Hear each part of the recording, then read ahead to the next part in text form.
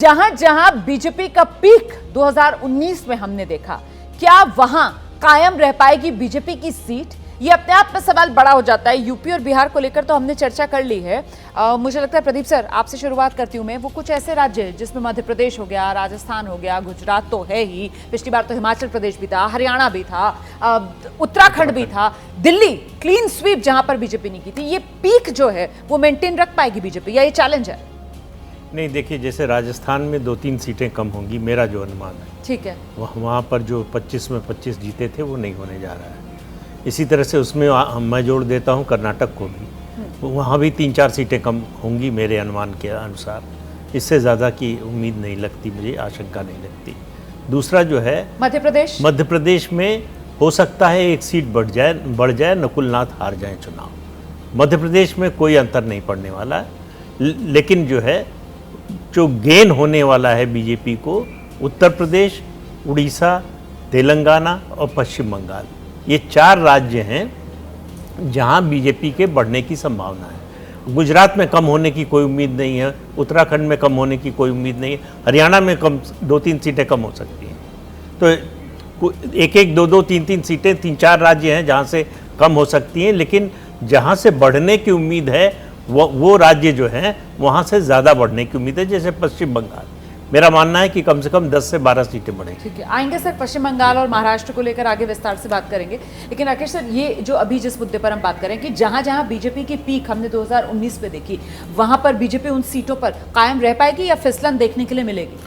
देखिए, जहाँ clean sweep थी उनकी, जैसे राजस्थान और मध्य प्रदेश की यदि हम बात करें, मध्य प्रदेश में 3 सीटों पे मुझे थोड़ा सा लग रहा है, जो सूचनाएं आ रही हैं कि 3 सीटों पे भारतीय जनता पार्टी को नुकसान उठाना पड़ सकता है। एक राजगढ़ सीट है, राजगढ़ सीट से दिग्विजय सिंह लड़ रहे हैं और वो इस बार सिंपैथी गेन कर रहे हैं कि मेरा अंतिम चुनाव है, तो उसको लेके, और वहाँ से जो कैंडिडेट है रोडमल नागर, उनका विरोध भी हो रहा है। तो शायद राजगढ़ सीट में भारतीय जनता पार्टी को नुकसान उठाना पड़े। 2 सीटें और है, सतना और मंडला। सतना में विधानसभा चुनाव दिसंबर में हुआ, उसमें विधानसभा चुनाव जो सांसद हारे थे उनको लोकसभा का टिकट दे दिया गया, गणेश सिंह। और मंडला से फग्गन सिंह कुलस्ते विधानसभा चुनाव हारे, उनको लोकसभा की टिकट दे दी गई। उसको विरोध के चलते जो व्यक्ति विधानसभा चुनाव हारा, भारतीय जनता पार्टी ने जब उनको लोकसभा की टिकट दी, वो विरोध और बढ़ गया है। तो ये 2 सीटें भी कहीं ना कहीं आशंका के घेरे में है। राजस्थान में भी 3 सीटें मानी जा रही हैं, चुरू हो गई और बाड़मेर हो गया, तो ये और जालौर हो गए। 3 सीटों में से घट बढ़ सकती हैं। छत्तीसगढ़ में कोई बहुत बड़ा अंतर नहीं पड़ने वाला है, क्योंकि छत्तीसगढ़ में 9-11, 10-11 का समीकरण हमेशा से चला है। तो भारतीय जनता पार्टी को कोई बहुत बड़ा नुकसान छत्तीसगढ़ में होता हुआ नहीं दिख रहा। ठीक, विजय जी, ये बहुत ही महत्वपूर्ण सवाल आपने रखा है कि बीजेपी की जो पीक स्टेट्स थी, जहाँ पर पीक पर मतलब 100%, 95% सीट्स मिली है, क्या वो कायम रह पाएंगी और वही उसको 400 पार पर ले जाने में मदद कर सकती हैं? उसमें कम से कम 2 राज्य मैं समझता हूँ, उत्तराखंड और गुजरात, वहाँ तो कोई बदलाव नहीं होने वाला। हिमाचल में हो सकता है, हिमाचल में हो सकता है, लेकिन मतलब फिर भी गुजरात और उत्तराखंड के लिए 100% कहा जा सकता है कि वहाँ पर कोई बहुत मुश्किल है कि कोई बदलाव हो। लेकिन राजस्थान, मध्य प्रदेश, दिल्ली, हरियाणा में तो बहुत बड़ा मुझे लग रहा है कि नुकसान हो सकता है भारतीय जनता पार्टी को।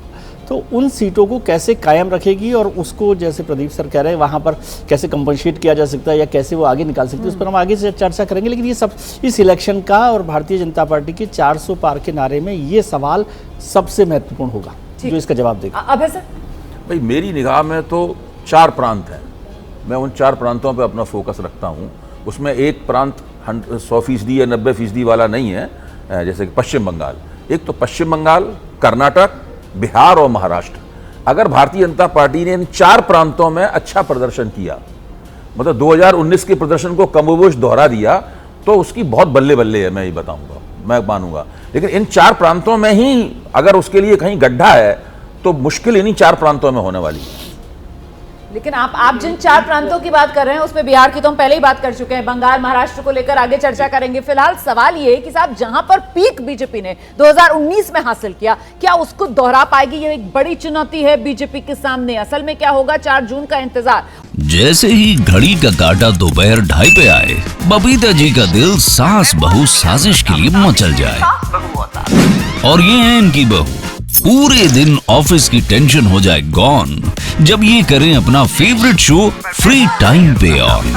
इनकी तरह आप भी देखिए अपना फेवरेट शो अपने टाइम पर और डाउनलोड कीजिए एबीपी लाइव ऐप अपने स्मार्ट टीवी पर।